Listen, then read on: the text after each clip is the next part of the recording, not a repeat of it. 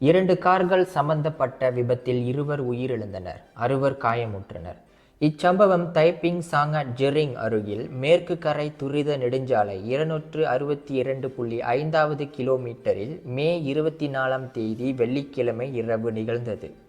இவ்விபத்து குறித்து இரவு சுமார் 11:11 மணியளவில் அவசர அழைப்பு வந்தது என்று பேரா தீயணைப்பு மீட்பு இலாகா நடவடிக்கை பிரிவு கமாண்டர் அம்மாட் நிசாம் அப்துல் மனாப் கூறினார்.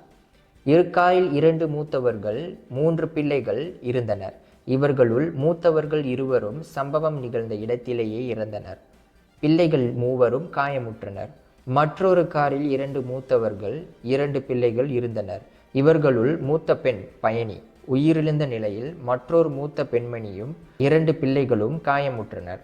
காயமுற்ற அனைவரும் அருகில் இருந்த மருத்துவமனைக்கு அழைத்துச் செல்லப்பட்டனர் என்று அம்மாட் நிசாம் தெரிவித்தார்.